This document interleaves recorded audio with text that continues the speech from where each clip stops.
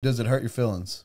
Shoot, no, man. I want to be better at this. Okay. Well, right? I like this. I like that. If everybody, if everybody was telling me I was doing great, number one, I would know they were lying because, I've been smoking for a long time, and we're proud of what we put out, but we are constantly striving to do to do better.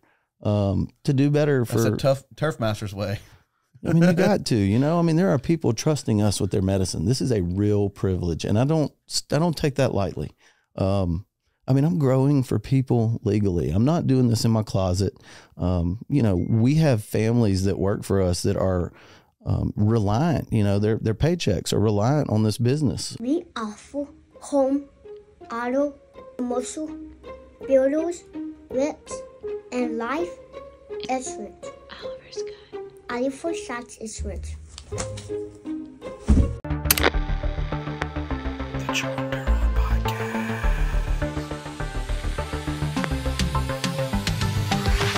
Leasing right here? Yeah, it's pretty technical. I think so. See if it's close enough to you? Yep, I am.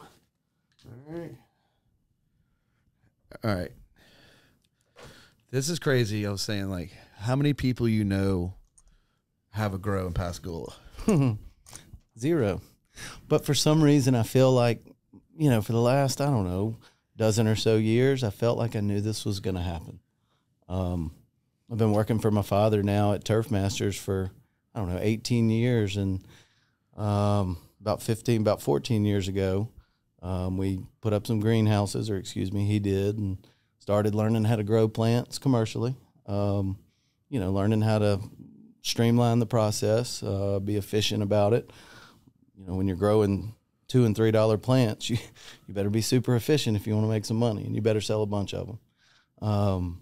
But I definitely felt like for the last, like I said, dozen or so years, like this was going to happen. And so I'm grateful it's all came to fruition. It's really a dream come true. What is Turf Masters? So my father started Turf Masters in 2000. He was my grandfather who lived next door to us, passed away, left my parents some money. My father, had a little bit and a little bit left. And we're talking about very small amounts, few $1,000s. And he bought a lawnmower and started off with, a couple of houses, and took him about a year. He got his first commercial property. And did you work with him? I did, out the gate. I did, okay. But it wasn't full-time for me out the gate. It was summer job. Well, it was helping get it off the ground. Now, he worked 2 jobs for 3 years. While he was getting Turf Masters off the ground, he was an industrial sales supply. Sound familiar? Jason Burgess. He was an industrial salesman, supply salesman, and he just had the dream to work for himself and build a business, and he built it from, one little lawnmower. He didn't have a truck. He didn't have a trailer. He had a lawnmower. Had a cousin that gave him the truck. Worked really hard to build it, and at its peak, it was just shy of 50 employees. We're down a little from that now, but it's grown quite well. So you start learning about with your family business, how to grow stuff? Would you say a little inspiration there? I moved out west right after college. College was here at Southern Mississippi. Moved out west with my wife. At the time, it was just my girlfriend. And, I moved out there to learn how to grow a magical plant, right? That was our sole intention, or my sole intention. How'd you start? Like, so when you first... Do you remember growing your first magical plant? Or we call it broccoli, or, Yeah, obviously nowadays, it's not faux pas. It's what we do legally. It's What do you call, what terms do you use? I call it always and will weed. I'm trying to get out of that. I of course have can't to. Stop it though. I just can't. I'm sorry, I can't. It's hard, but I don't want the plant to be degraded by those that don't understand it the way I have. Okay. Right. For me, I believe in the plant with every ounce of who I am. I believe that it heals, it helps, it saves, it's a true gift. And I really believe that, caught a lot of criticism over my life, a little hippie mentality, and it is what it is. So let's go back to your first time though doing the plant out of a bedroom. First time was actually in Hattiesburg while I was in college. Chateau LeGrand on Hardy Street.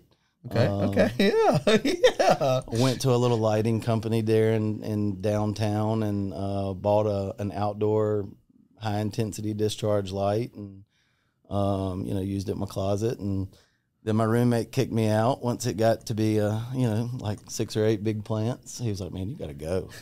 So I found an apartment on the other side of town by myself, and I moved my plants one night in the middle of the night. And did they have names? No, they were terrible, to be honest with you. I was not good at it, but was it like hydroponic? No, it was dirt. It was went to Home Depot, bought dirt, potted it up in my closet. And how long did it take for the plant to grow? Well, back in the day, it seemed like it grew straight up. I didn't get a whole lot of branching out. It wasn't very healthy. The environment wasn't very good.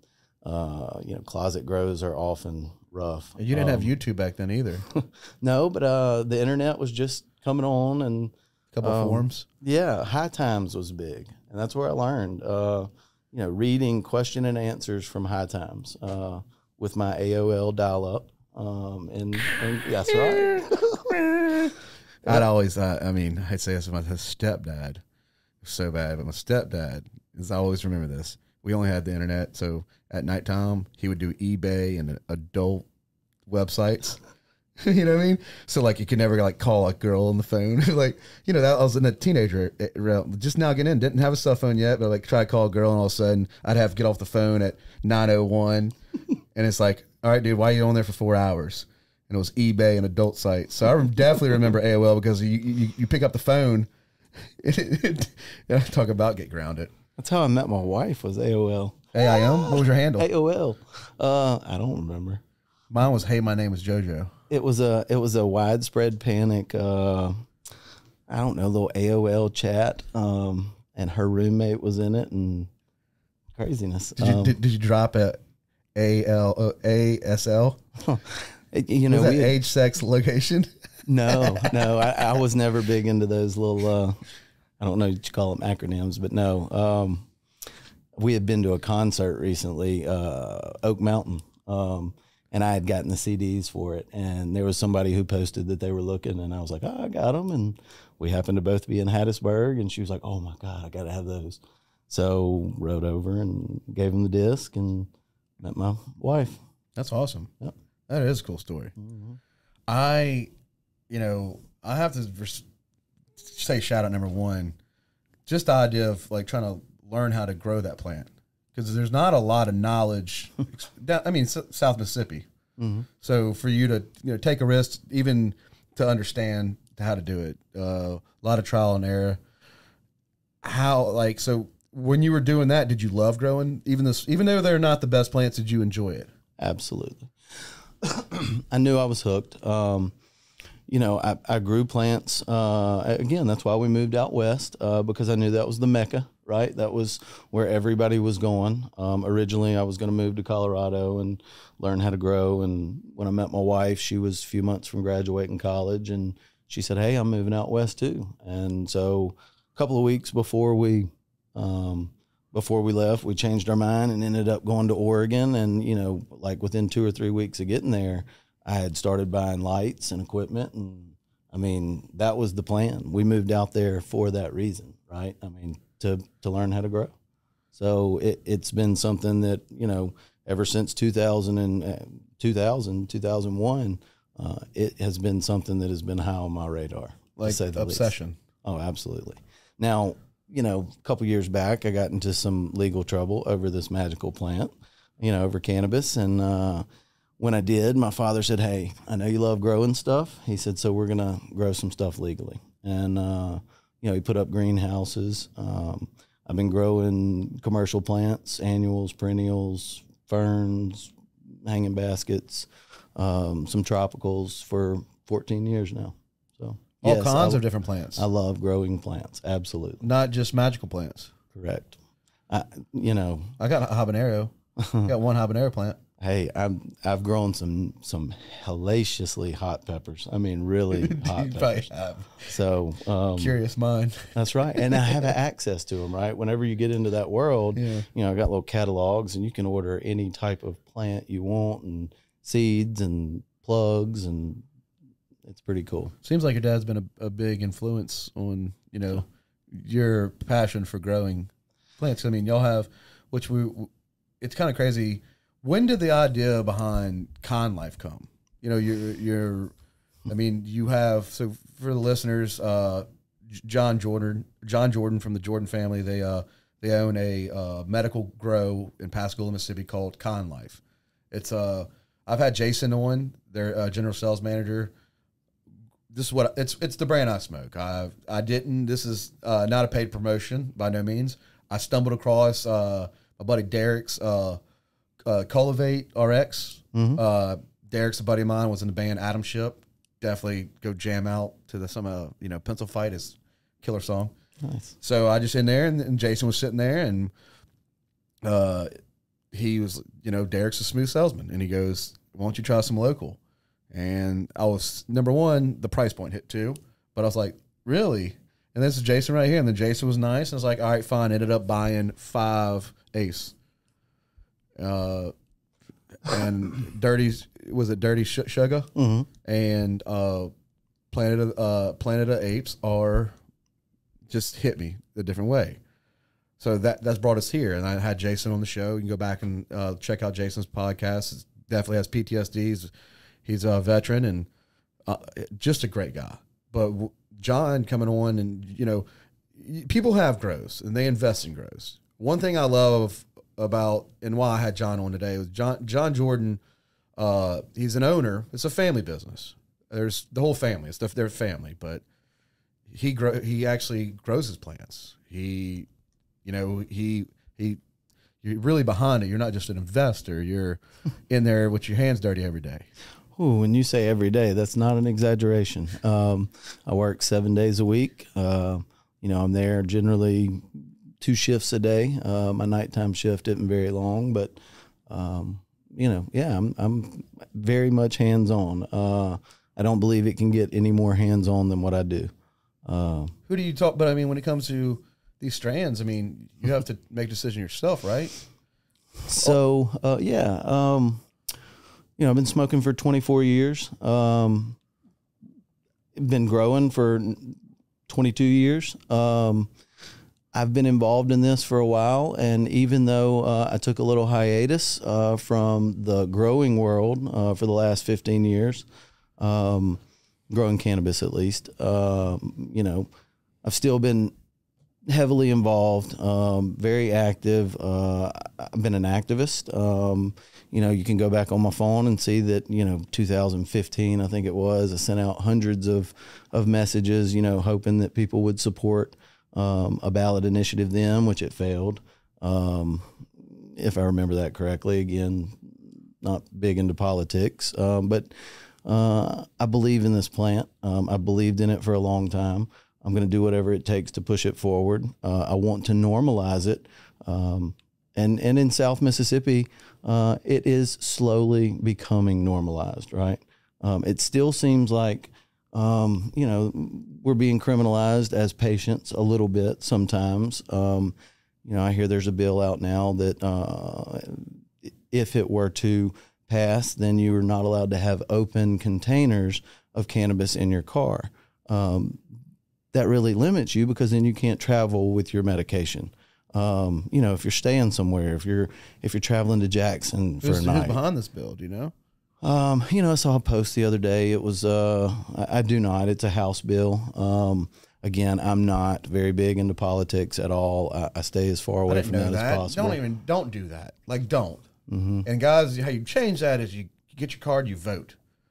And I'll give you the exact, the House bill that's out there once we get off camera, and I can look it up. But yeah, it's, we don't need to be criminalized as patients. Ain't it fascinating though? Like, alcohol is just, you can go get alcohol anywhere. It's way worse. And when it comes, I'm the same way. When it comes to like weed, it's like there's a lot of, or medical marijuana, but there's a lot of certain different type of rules. And it's like, you can go get a half gallon of bourbon, right? And 10 packs of cigarettes. And you can gamble. All in a mixture. Alcohol for me is it's not even comparable to what cannabis does. Cannabis is a healer, right? I mean, I'm not anti-alcohol. People have been using alcohol for thousands of years, right? It's a way to have fun sometimes, but it's not a healer. Yeah. I mean, this plant heals, right? Does it cure? I'm not sure about that. I don't know the science behind the cure. I don't know if it can cure cancer, but I know that it heals. I know that it helps. I know for a fact because it's helped me. So pretty deep. Yeah. I was an athlete growing up, not an exceptional athlete or anything, but I played into college and or junior college, excuse me. But had some back injuries that were I mean, they've affected me my entire life. And that's why I'm a patient, right? I've got some nerve issues that, pain that shoots down into the back of my legs, doesn't always get into my toes and into my feet. But when it gets really bad, I'll get some restless leg syndrome and, laying in bed. And the cannabis definitely will calm that, right? But all attributed to athletics and pushing my body really hard when I was younger. Don't regret it, but the cannabis has allowed me to work landscaping, get out and use my body to make a living for my family. When at this time though, when you talk about it, did you know the difference between sativa and indica? Yeah, I've always heard it. Oh man, you get me started talking about that's what we're diving into, because I really want to get into. Like, for your pains, I have cerebral palsy. Talked about that. I was on Lortabs. I'm pretty sure you've experienced Lortabs with your pains. Absolutely. It's amazing. Let's be honest. It is amazing, but it's not good for you. Mm-hmm. Being dependent on it sucks. Mm-hmm. And I was taking a lot of them. And, that's when I found weed. And like I said, I was very uncomfortable to start. I smoked weed very young. I was very young, trying my first joint. We all been there. Mm-hmm. But for me to actually... I was in my 20s. And I was 19. Yeah, so for me to say, okay, I need to. Number one, I didn't like the feeling of being stuck, and that's one thing that people have to realize. It's amazing what's out there now that you won't feel that way if you smoke. You're like, this is a bad experience. I'm paranoid. I'm going through all this stuff. You're not smoking the right shit. And that's just being honest. You're not smoking the right shit, and that's what happened to me. And so I started kind of figuring it out. And then, like an ibuprofen to take, every morning I take 2 hits, then I'll have a cup of coffee. Then about noon comes around and I'll take about another 2 hits. So I kind of break it down to, for me personally, I figure it out in my personal space. So if you do get into it, I highly suggest that you need to keep track of how much you smoke. Don't just smoke all day. I mean, unless you have a day off and you want to watch a movie, that's also good too, because that's helped me with stress. Sometimes it is nice just to, Planet of the Grapes has been, it's a great, for me, smoke, chill out, relax, watch a movie. You're not thinking about anything. And that. It's got that feel to it. You're just, go put a song, some music, jam out to music. But that does help me too. So there's benefits or everything. I just say, I always, I was telling you earlier, and then same thing with gummies. I think you need to try flower, before you push into gummies, just to see the effect. And that was what I had to start learning, because I went down that road and I was like, not good. And it took me a while. And I mean, this is before medical marijuana. Now to have where y'all have come with y'all's stuff, you have, I mean, it's all the labeling on it now. Could we dive a little more, how you look at certain strands for different benefits? Yeah. So, originally I came out and you talk about Planet of the Grapes, right? I had a plan with this. I bought some seeds in bulk. I grew almost everything from seed at first, and that was kind of faux pas, and I was told I was wrong for doing that. And looking back, maybe I wouldn't do that again. Maybe I would order in some clones. But I started from seed, and I invested in a company called Ethos Genetics. And Ethos is, they're great. They do a great job marketing. They produce their own magazines. In fact, the Quad X that we just put out, when we put that out, Jason was like, "Are you sure that's not Triple X? There's no such thing as Quad X." I said, "Yes, there is. I'm in a seed club. It's Ethos Genetics Seed Club. I got 5 seeds delivered, and we turned it into that." And but Ethos came out and they said, "Look, in modern day genetics, unless you've got landrace strains, right? Some of these Cali Mist and some of these, 1990s and even further back, 80s and 70s strains, you don't really have true sativas and true indicas anymore. Everything has been crossed so many times. If you try to follow a lineage of a plant now, it's very difficult, number one, and Leafly tries to do it. So it's like all hybrids. Holy moly. You could have 40 different plants that you could trace back to the parents of the, of what you're smoking now. And so are there so on our packaging, you will rarely ever see a full indica. You will rarely ever see a full sativa. I've bought into that belief that there are very few in existence now that are true indicas and true sativas. Now, are there heavy leaners? Absolutely. 90%, 10%, all that good stuff. Absolutely. So, but on our packaging, we'll have either indica leaning hybrid or sativa leaning hybrid, or, a hybrid. If somebody comes, I mean, you kind of nailed it. I was curious about that. I've seen the packaging. It makes sense. It's hard to, again, Leafly, and I'm not trying to throw Leafly under the bus, but they may have something labeled as a 60-40 strain, right? 60-40 indica leaning. Well, then you go to the breeder's website, and the breeder has it, 70-30 the opposite way. And I'm like, how did Leafly get that wrong? But they do. They get it wrong. Can you actually measure it correctly? How does one actually measure that correctly? I don't believe you can. Now, There are things out there that are way over my head. Tissue cultures, there are, again, scientific ways of going about plant DNA, and maybe they are able to do things like that. But for me, no, I'm not able to.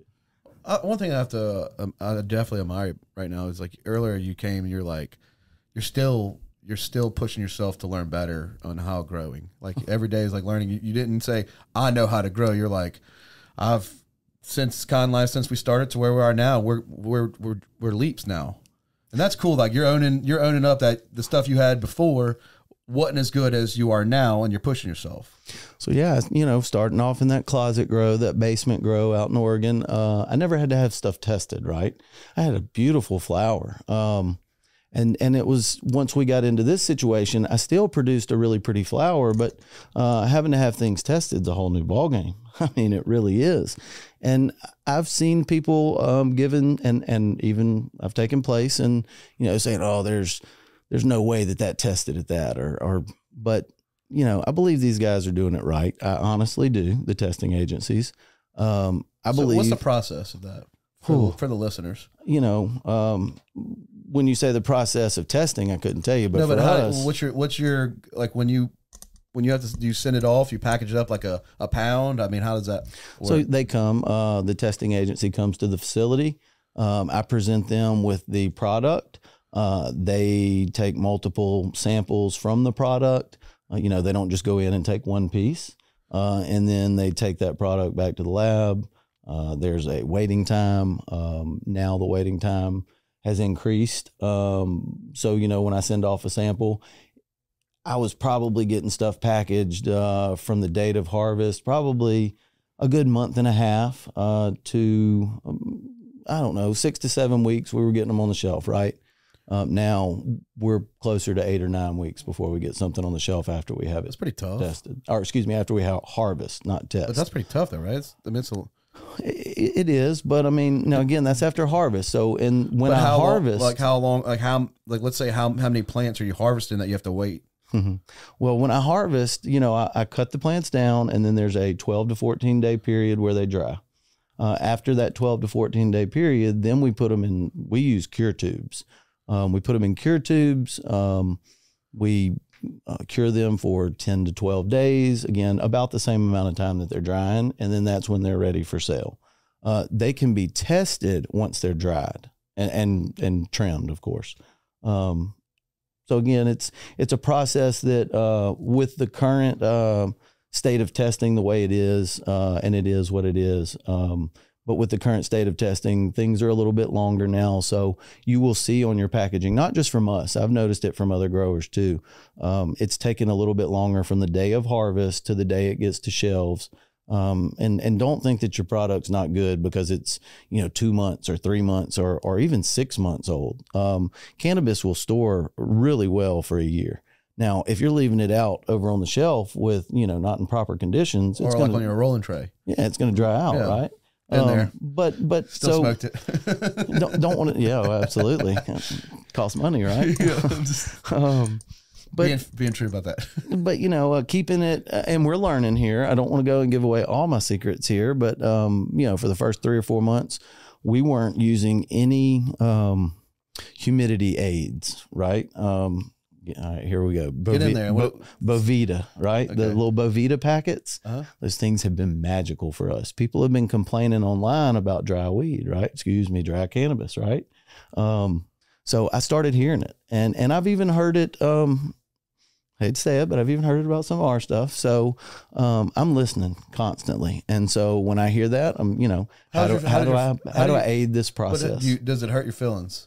Shoot, no, man. I want to be better at this. Okay. Well, right? If everybody, if everybody was telling me I was doing great, number one, I would know they were lying because, I've been smoking for a long time and we're proud of what we put out, but we are constantly striving to do to do better. That's a turf master's way. I mean, you got to, there are people trusting us with their medicine. This is a real privilege. And I don't take that lightly. I'm growing for people legally. I'm not doing this in my closet. We have families that work for us that are reliant, their paychecks are reliant on this business. And we don't take that lightly. It is an honor. It's an honor to not have to worry about cops kicking in my door. Because when I was growing, 20 years ago and 15 years ago, then that was always an issue. To not have that now, I called the police 2 nights ago. I called and I said, "Hey man, this is John Jordan. I'm over at the cannabis facility." I said, "There's some guys outside. They don't deserve to, or don't need to be here. They're, could you just send somebody to check?"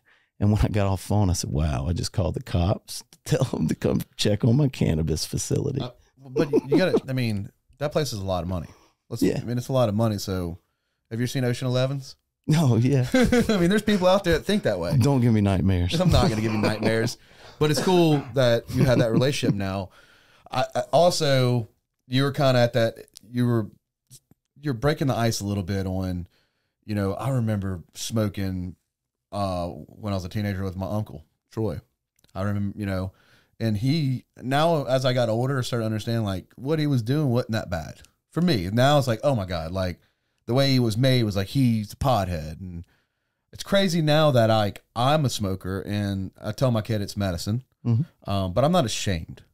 That's one thing I want to be clear with. Like, I'm not ashamed. When you see me out, it's okay. Like, if you think that I'm slower on a computer, you're wrong. Like, if you think I'm not as active with my nonprofit, also wrong. We just, like I said, Carter's Champions, we just raised $133,000 for a local hospital. Awesome. Shout out to my boy John that I co-founded this with and my whole entire board. They're the most amazing. But you think that's going to make me slow? I'm high the whole time. To be honest with you, because of my cerebral palsy, my pain, my nerves, I'm high. I shake your hand, I hug you, I'm high. And I even hate to say that. I hate to say I'm high. Yeah. Because people take that wrong, right? I'm medicated, right? No, I get it. And I get it 100%. But those that don't, that aren't as used to this and as comfortable as we are to this, right? Yeah. They hear high and they're like, "Oh, he's on cloud 9." No, we're medicated. We're taking care of our pain. We're if I didn't have it, I'd have spasms. I would also too with my depression. Everybody battles with a slight depression. And to me, there ain't nothing like, taking some time to yourself. You need to check yourself. And I think like right now, I did like 2 months without drinking since I got on my thing. And then I went to drinking a few times, and now I'm a few weeks without drinking.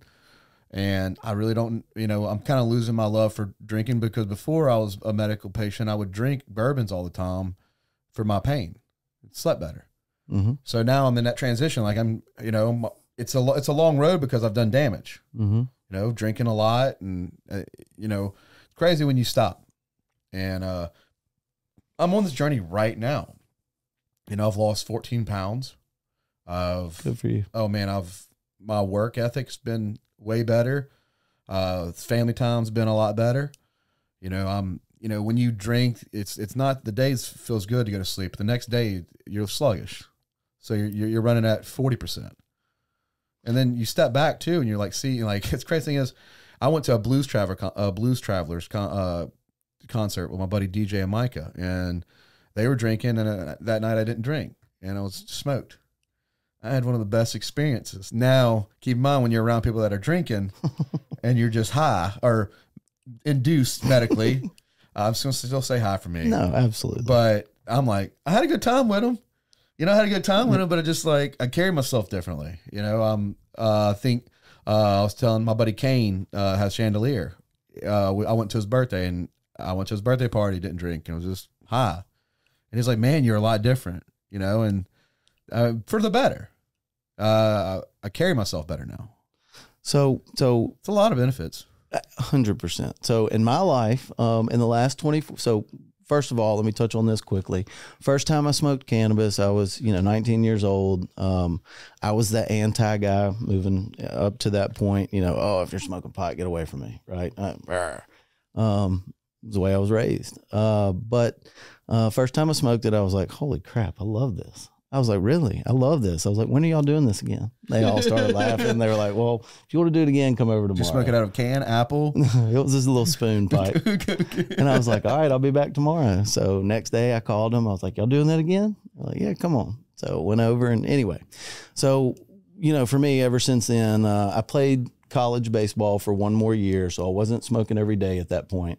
But I told myself, whenever I'm done with college baseball, I'm going to smoke every day. And sure enough, the day I quit college baseball, I started smoking. And so now I can tell you that in my life, in my adult life, I've been smoking for 24 years. I took a 1.5-year sabbatical, law enforced, right? That was 15 years ago, and charged with trafficking marijuana. Like I said, I've been in this for a while.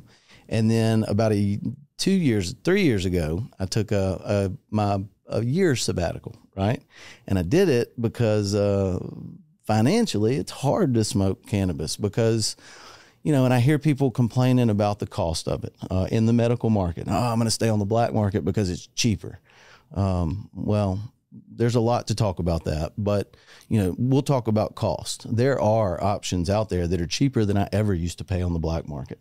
Ever. You can go in and some of these dispensaries, I've seen them, they do, 6 for $100, 6 for $90. That's 3/4 of a ounce for $90 and $100 of tested cannabis that is safe. That's not going to get you sick, right? I mean, that's really good. All jarred and packaged separately.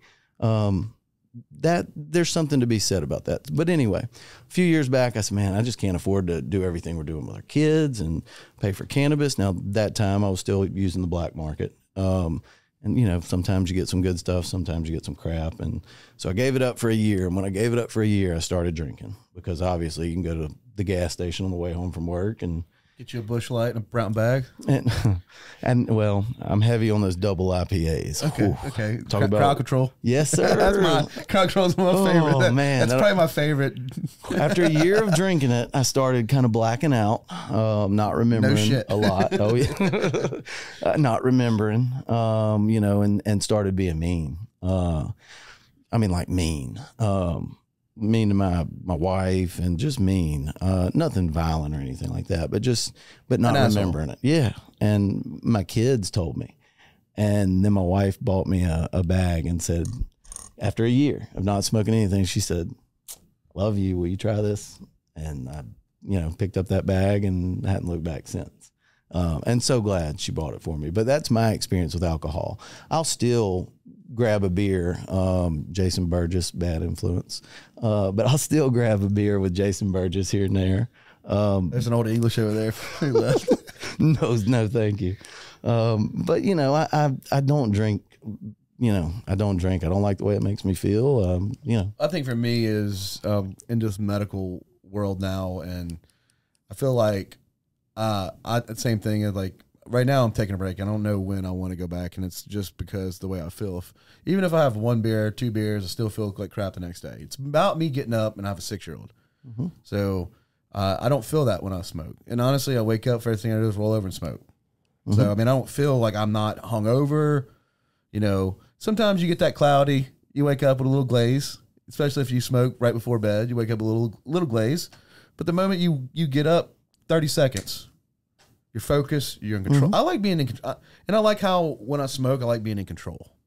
And I don't get that glaze. I don't get that daze. And I don't say that lightly. I know other people do. And I can remember when I first started smoking, feeling that, right? And I'm not saying you're just first. Are you calling me a noob right now? No, sir. All right. Not at all. But you know what I'm saying? I remember that. But I've been smoking, like you said, I wake up in the morning and I smoke.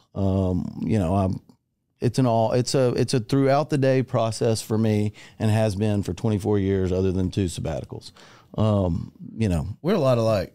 And again, I have not hid from it. I have not, with my children, I can't do it all. I can't do that. Oh, and don't get me wrong. I mean, I don't, when I lived out west, right, when I lived out in Oregon, some of those friends had kids, and I asked them, I was like, promise you, I said, man, why do y'all do that in front of your kids? Because I'm from here, and obviously I was 22 at the time, and I thought it was kind of wrong. Excuse me, I thought it was kind of wrong, right? And so I was like, why y'all do that in front of your kids? And they were like, man, if you normalize it, then it's normal to them. And, you and I had talked about normalizing things earlier, and that really resonated with me. My son is 18, and I promise you, I feel very confident that he's never smoked, and I'm proud of that. Do I believe in the medicine? 100%. But he's young and his mind's developing, and whenever he decides to, that's up to him. And if he doesn't ever decide to, which is what he says he's not going to, which again is up to him.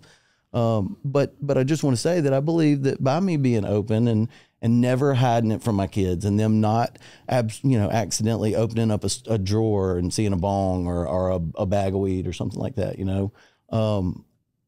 they never had to worry, or excuse me, I never had to worry about that. It was just always open and talked about. Never any secrets when it came to cannabis with my family, with my kids. Well, I mean, like today we had to move some time around because you don't want to miss the baseball game. Mm-hmm. I mean, that's huge. So that's like a thing too, is like, I wonder if they're like, John Jordan, I wonder if you even spend time with his kid. Does he even go to his activities? And it's like, dude, like can we figure out how to like do this podcast so I can be there for my son? That's what I want people to see. I don't want people to see, same thing with me and my son. I don't want people to be like, he's just this goofy pothead. And that was kind of my talk about like, coming out with a paper. And that's something that me and Brian are going to be doing in the future. But it's just like, I see all this like, alien style and, trippy style, which is not bad. But I'm also thinking like, let's go normalizing just your traditional look. If you look at somebody like, make it classy. Yeah. Let me tell you something. A lot of the people that honestly are successful, and this is hilarious, but they're like closet potheads that never left go since college in the 70s and 80s, and just now that it's getting out, like I love going to a dispensary and seeing a lot of these attorneys and stuff. And they're like, "What's up, man? You try that." That's right. So dispensary owner, friend of mine, Evan Daly, he said at first he was having to shut down his store for like 20 minutes at a time because this was right when the program started. He said that, he had doctors and lawyers that would call and say, hey, I don't want people to see me. And Evan would say, no problem, man. You spend X amount of dollars and we'll shut down the store for you for a few minutes. And obviously that doesn't happen anymore. Or I wouldn't imagine it does. But right when the program came out, which was just 14 months ago, whatever. 13 months ago, whatever it was. That's how people felt. It's kind of mind blowing. I think, yeah, but I've had somebody I get a lot of phone calls, especially about this. I know I've had a lot of phone calls about Con Life, about what I'm smoking, or I have a buddy. He is a archaeologist. I'm not giving his name out, but he knows who he is, and me and him, he loves Con Life too, and it's cool that's, as he called Jason's podcast, is like me and him were going back and forth, and that's something that we share. But then I have other people be like, hey man, I went and grabbed it. Oh my God. Education towards this stuff. We have to normalize it so that people that don't know, like, that's another thing too is, I definitely want to get into a little bit about like some of your products and how somebody starts out if they don't know anything about smoke. And that's the phone calls I'm getting. Mm-hmm. I'm not an expert at all, and you know that, but I know what I like. I can't tell you these certain percentages. I just know when I smoke and I wait, and guys, you always need to wait about 10 minutes. Let's be honest. You learn that if you do start smoking, don't keep hitting and hitting and hitting. You got to give it a little time to activate. You can't just sit there and smoke, and it's not working. And then guess what? 15 minutes later, start getting paranoid or uncomfortable. Yeah, so just, you got to treat it like it's medication. You really don't overdo it. And look, some of this stuff out there, and I am working to get there. In fact, we mentioned earlier about, I wasn't perfect when we first started this by any stretch. We are growing or learning every day, and I am so proud of the product we're putting out right now. I'm so proud of the numbers we're getting, some 26 percenters, 24 percenters, 23s. I mean, our numbers are climbing, right? Very, very, very soon. We won't have anything else under 20, not knocking the under 20 stuff, because we've been there for, 4 months now, right? And I believe, so where I'm going with that is that, people that start off smoking cannabis and they go get this 28, 29%, and that's the first thing they smoke, they're not going to love it. I'm telling you, it's going to be too much for them if it's the first thing they smoke, right? So there needs to be some levels where you start from the bottom and you work your way up. Cannabis is something where you do build a tolerance. Clear as day you do, whether it's gummies, whether it's smoking, whatever it may be, you're going to build a tolerance. And as you build that tolerance, you're going to want a little bit more, just like people with prescriptions, right? They go in, they get a prescription for something, not cannabis, but they go in, they get a prescription. We'll use pain medicine, right? Somebody has a back surgery and they get prescribed some Loratab 5s, whatever, right? They're on those for 2 weeks and the pain's increasing. They're going to increase that prescription to a 7.5, right? Well, it's the same thing with cannabis, right? Start with those lesser percentages, whatever that is, 24%, 20%, 15%, whatever. I just wouldn't start with something that's 28, 29, 30%, because people chase that THC craze, and it is a magical component of this plant. What would you, out of your product? But it's not the only component. Product line right now, and it's going to change over time, but like right now, if you hadn't had smoked flower and you're coming in, and what is your one product that you would say, try that first? So right now, I've got a 19.5% strawberry cookies that is tasty. Ooh, super tasty. Yep. Oh, had it. Super tasty. Very tasty. My mother plant has hit that mark 3 times. So I believe that, in my pheno hunt, I selected a mother plant that gave me about a 19 to 20%. How about that pineapple chunk? What? Oh, gosh. Jason Burgess is going to kill me. I said from day one that was my least favorite plant that we put out on the market.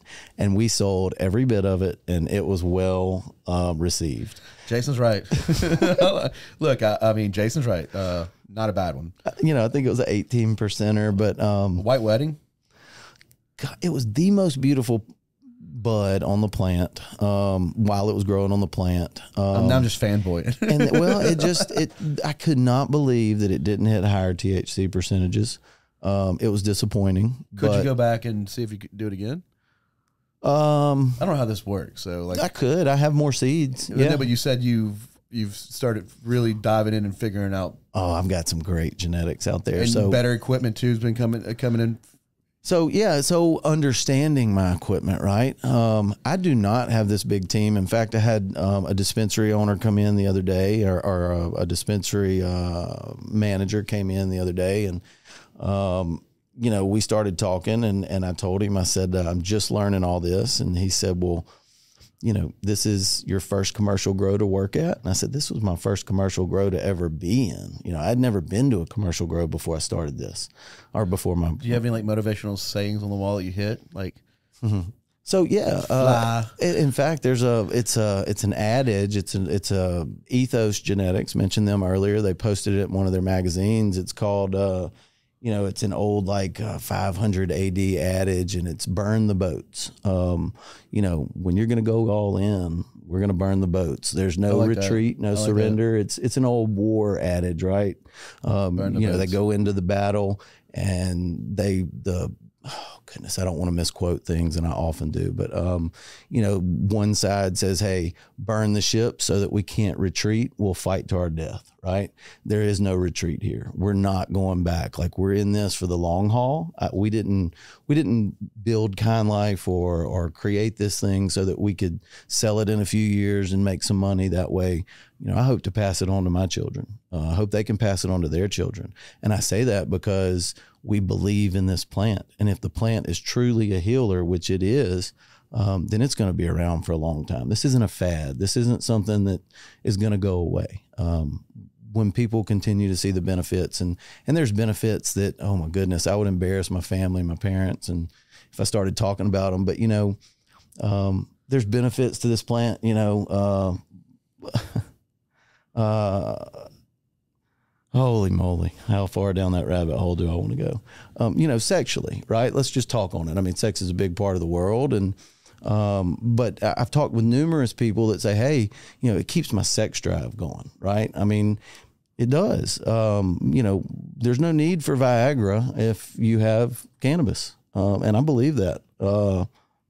It is definitely, you know, a big part of so many parts of people's lives, parts that people don't even want to talk about, but it helps. Again, that's not on the list of symptoms, right? But there are people that smoke cannabis instead of taking Viagra, right? Because really, absolutely, that's cool, because it keeps them, you know, taken care of.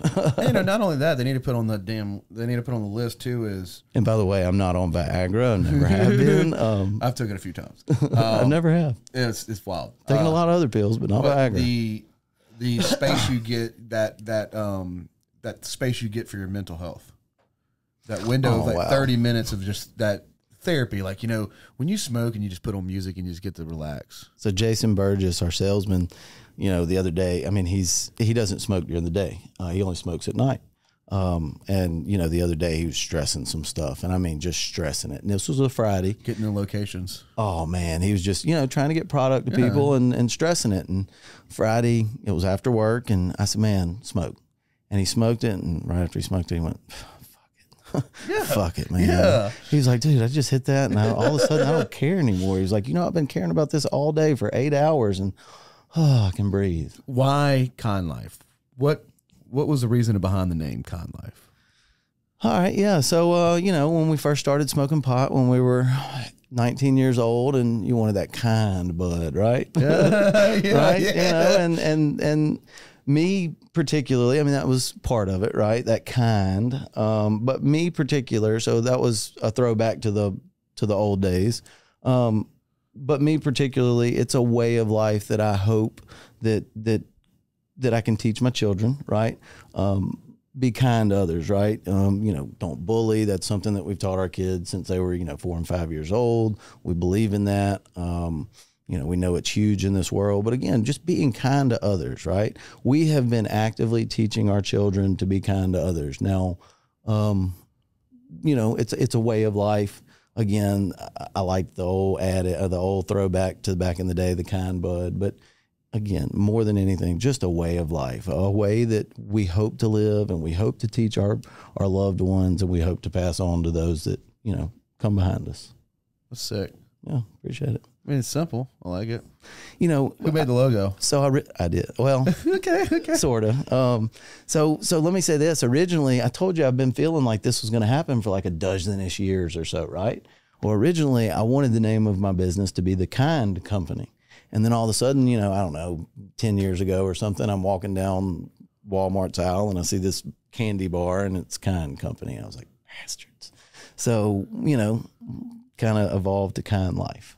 And I didn't want to steal it from or steal the whole Salt Life thing, but unfortunately it is what it is. But that guy's like in jail for like murder now. So, you know about that, right? Yeah.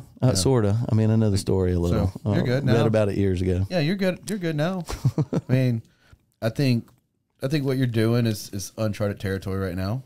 This is for all the grows, and like I said earlier, dispensaries too. Like here's the thing is quality product, and then community is big factor, and it's kind of scary for all you guys. Like right now, you know, this is like you're not rolling in Bentleys and Rolls Royces. Like I said, you're at bat. Y'all are. I mean, you got your family's invested, and this ain't some trend. This is not some hip cool thing. It's kind of scary. Yeah, and people need to take that consideration. Well, that's what any investment is. You know, any investment, it's a risk versus reward situation. We never got into this believing that we were going to be instant millionaires. Of course, anytime somebody invest into a business, they hope for success, right? And we hope for whatever that success may be, riches or relationships or whatever it may be. But we never anticipated getting into this and all of a sudden our lives changing and we'd be flying around in private jets and nothing like that. With the industry being regulated the way it is, you know, it's not like it's not like the money you used to make when it was underground, right? You know, there are substantial costs involved. The seed to sale tracking, there's a cost involved. Every plant tag, every package tag. You know, there was someone who came in, they were like, yeah, but those are only like 50 cents. Well, yeah, when you buy tens of thousands of those, it's just another cost that adds up. Yeah.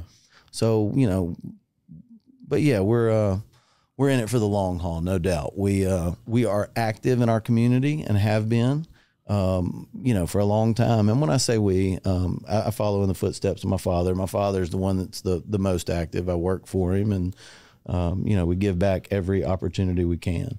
We do cooks, you know, just plan on doing the same with Kind Life. Now, we've been recently told that we can't cook anymore at events, which is unfortunate. But, you know, giving away free food to people is never a bad thing. But there's a lot of rules. There is. And look, people are just, they're uncomfortable, right, with newness. And so as people become more comfortable, things will get better and easier. And, you know, your family, though, I mean, now where y'all at, I mean, proud? Oh, wow. My family proud? Yeah. Oh, look, I believe so. It's me, my brother. My brother's 4 years younger than me. Very little cannabis knowledge. Just a huge believer in family. Sorry. That's cool. But me, my brother, my mom, my father, and my first cousin. My first cousin lives in Hattiesburg. He's a lifelong Hattiesburg resident. Fantastic. His name's Russ Whiteside. He's an investor and owner, and been huge. We've got plans. We're growing. We just ordered a new packaging machine. Unbelievable packaging machine. I think Mid-South Extracts has one, but you know, 6-figure packaging machine. We wanted to make sure that our customers were getting the exact same amount of cannabis every time. We do random checks, and sometimes it'll be 3.7, sometimes it'll be 3.4, you know, and that's not our goal, right? We're never trying to cheat somebody 1/10 of a gram, right? In fact, what we tell our weighers, and she does a great job. We have one now, but what we tell her is 3.5 doesn't exist, right? It's either 3.6 or 3.7. But, you know, they'll get build up on the scale or it won't get teared in properly or something. And again, we do random checks to make sure in our packaging to make sure that we're doing what we want and what we say that we're going to give. And But recently we invested into a packaging machine. It is accurate within 100th of a gram. So if we entered into, 3.6, everybody's going to be getting 3.6. It is. It does the shuffling. $1,000? How many? Yeah, it was awesome. Fortune, huh? But it's designed to make sure that there's consistency. Our flower rooms are getting incredibly But you can change the parts on them consistent. too, so it's commercialized. So if something does go down, you'll be able to fix it. Oh yeah, you should see this thing. It's massive, ain't it? Well, Yeah, I've seen my buddy's beer label machine. we've got 4 days worth of training on it, and it's 1,200 pounds, and it's freaking awesome. It's like 9 feet Are tall. you like a kid at a candy store when you get your toys in like this? Oh, it's awesome. Again, it's a packaging machine, so most people don't get excited about it. But right now, I know the consistency we're about to be bringing. We have just now started separating A buds from B buds. We weren't doing that at first. We weren't doing it for a couple of reasons, but we are separating A buds from B buds. One thing that I've heard recently is your product's good, but I'm getting some really small buds. So we started separating. So we will now, and it's going to be a few batches because again, we're a harvest that we just had. We are separating A buds from B buds for the very first time. That harvest will be Chimera 3 and Apple Jeezy. Once those hit the shelves, everything will be labeled A bud or B bud or smalls, I should say, right? So if you open up a package, I'm not saying you won't have one little bud that makes the product weigh out to that 3.6, but you will not have an eighth full of really small buds, right? You following what I'm getting? A little bit, kind of. So A buds and B buds just based on size of the nugget. Okay. Again, we had heard that we were getting, some people said, hey man, good weed, good product, sometimes small buds in the whole jar. And so we said, all right, we'll stop that. I like the small buds a little bit. It grinds up well on the grinder. So that's where I'm at. Like everybody's a little different. Like I like the smaller ones because it is easier to break. The smaller ones, you break it up. I mean, it goes in a grinder anyways. If you sit, guys, if you just get your nug and you put it in your pipe and smoke it, you're not doing it justice. No doubt. You gotta grind. You gotta grind it, man. Yes. And you don't grind it too fine. Yeah. You don't want it to sit in that grinder for too long either. Now, your grinder that you have here is awesome. That's biodegradable because it's not going to let the product dry out as well. Like my stainless steel one over there, if it sits in that stainless steel grinder, it's going to dry out. I want you to take that with you. Awesome. Shout out to Brian Chevalier. He's going to be open Remedy RX in Gulfport. Awesome. He's going to be carrying your product. He did this a couple years ago, and he's got tons of them. This is going to be one of the podcast grinders. So show that on the podcast. It's right here. But yeah, this is biodegradable. So my business partner Brian, we're going to be coming out with this for the podcast. It's going to be a Jordan Duron podcast grinder. But yeah, I want you to have this because thank you. Brian gave it to me as a gift, and I'm like, no way. He's at one of them friends. Like no way, dude. Did you really? Because he's I'm excited for him. Like I said though and he's going to kill me for this, but he's in the same boat too with doing a dispensary. I mean, you're putting your cards in. And a lot of competition. And honestly, he's betting on rec. I mean, it's happened in 24 of the 38 states. Almost, I believe, all of those 24 states that have rec now, they all started with medical. We hope it gravitates towards that. We hope. We absolutely hope. People deserve the right to choose, right? I mean, I don't want to go down that road. I'm grateful for medical, and I don't want to seem ungrateful, but rec is, we live in a free country. Let's let people decide. If you can decide whether you want to smoke a cigarette or drink that beer, let me decide if I want to smoke that joint. Would you come on for part 2? Got to catch my son off the school bus. Absolutely.